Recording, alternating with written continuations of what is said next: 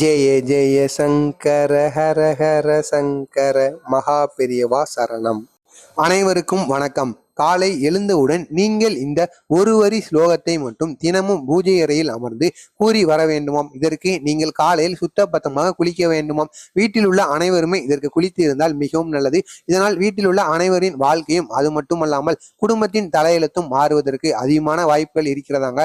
இதை நீங்கள் எவ்வாறு செய்ய வேண்டும் என்றால், பூஜை அறையில் உங்களது குலதெய்வம் போட்டோ இருக்கும் அல்லவா, குலதெய்வம் போட்டோவை வைத்து அதற்கு முன்பு விளக்கு நல்லெண்ணெய் தீபமோ அல்லது மண் விளக்கில் அகல் விளக்கில் நீங்கள் நெய் தீபமோ எது உங்களது வீட்டில் இருக்கிறதோ அதை ஏற்றிக் கொள்ளுங்கள்.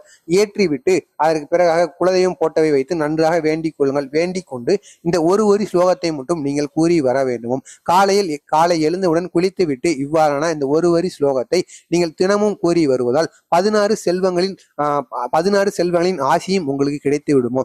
16 செல்வங்களின் ஆசி உங்களுக்கு கிடைத்து விட்டால் அதற்கு அப்புறமாக பண பிரச்சனை, கடன் பிரச்சனை, குடும்பத்தில் சண்டை சச்சரவுகள், குடும்பத்தில் மனக்குழப்பங்கள், வீண் சண்டைகள், உங்களுக்கு எதிரியாக இருப்பவர்கள், தொழில் ரீதியான பிரச்சனைகள் என எதுவாக இருந்தாலும் அதில் அனைத்திலுமே இருந்து இந்த 14 செல்வங்களும் உங்களை காப்பாற்றி விடுவாங்க. 16 செல்வங்களும் நம்மளது வீடு தேடி வருவதற்காக அனைவருமே தினமும் கோவிலுக்கு சென்று கோவிலுக்கு செல்வது, குலதெய்வம் கோயிலுக்கு செல்வது, யாருக்காவது தானங்கள் செய்வது போன்ற செயல்களை எல்லாம் செய்து வந்து கொண்டுதான் இருக்கிறீர்கள். அது ஒரு பக்கம் இருந்தாலும் நீங்கள் தினமும் காலையில் இந்த ஒரு ஸ்லோகத்தை நீங்கள் கூறி வருவதனால் உங்களது வீட்டிற்கு அனைத்து தெய்வங்களும் அது மட்டுமல்லாமல் மகாலட்சுமி தாய் என அனைவருமே உங்களது வீட்டிற்கு வந்து விடுவாங்களாங்க. இதுக்கு உங்க வீட்டையும் உங்களது நிலைவாசலையும் நீங்கள் முதலில் சுத்தமாக வைத்திருக்க வேண்டுமோ. அப்பொழுதுதான் அனைத்து தெய்வமும் உங்களது வீட்டிற்கு வருவார்களாம். அது எந்த அந்த ஒரு ஸ்லோகத்தை எவ்வாறு கூற வேண்டும் என்பதை தற்பொழுது காணலாம். ஓம் தன தான்யை விவர்த்தின்யை நயக, இந்த ஒரு மந்திரத்தை தான் நீங்கள் காலை எழுந்தவுடன் கூறி வர வேண்டுமாங்க. குறைந்தது இதை நீங்கள் 108 தடவையும் 21 முறைகளும் கூறலாம். ஆனால் 108 தடவைகள் கூறி வருவது மிகவும் நல்லதாங்க. முடிந்தால் இதை ஒரு பேப்பரில் எழுதி வைத்துக் கொள்ளுங்கள். உங்களது பூஜை அறையிலும் நீங்கள் ஒட்டி வைத்துக் கொள்ளுங்கள்.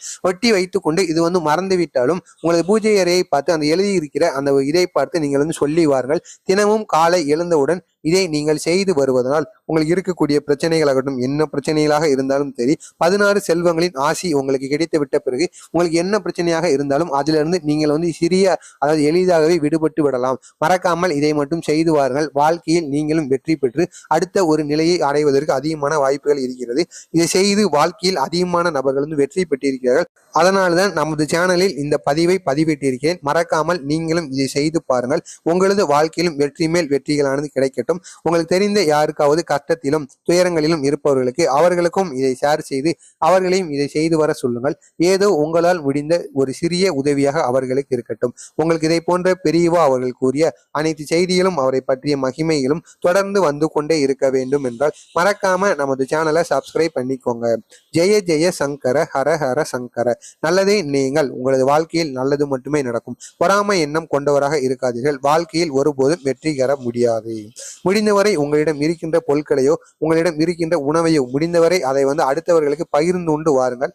அப்பொழுதுதான் உங்களின் நிலைமையானது அடுத்த கட்ட நிலைமைக்கு செல்ல முடியுமாங்க. நீங்கள் ஒருபோதும் காசை தானமாக கொடுப்பதனால் உங்களுக்கு எந்த பலனுமே கிடையாதாங்க. அதாவது நீங்கள் உணவையோ வேறு ஏதோ பொருட்களையோ தானமாக கொடுத்தால் அவர்கள் போதும் என்று கூறுவார்கள். ஆனால் நீங்கள் காசை தானமாக கொடுப்பதனால் யாரும் போதும் என்று கூற மாட்டால். அனைவருக்குமே தெரிந்திருக்கும் காசு எவ்வளவு முக்கியம் என்று, வாழ்க்கையில் எவ்வளவு முக்கியமானது இந்த காசு என்று. எனவே இந்த காசை தானமாக கொடுப்பதனால் அனைவருமே இதை போதும் என்று கூறவே மாட்டார்கள். நீங்கள் காசை தானமாக கொடுப்பதனால் ஒரு பயனுமே கிடையாது.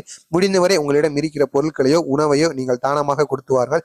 இதனால் உங்களது வாழ்க்கையும் அடுத்த கட்டத்திற்கு செல்லும். உங்களுக்கு இதை போன்ற பெரிய கூறிய அனைத்து செய்திகளும் அவரை பற்றிய மகிழ்ச்சியும் தொடர்ந்து வந்து கொண்டே இருக்க வேண்டும் என்றால் மறக்காம நம்ம சேனலை சப்ஸ்கிரைப் பண்ணிக்கோங்க. நன்றி.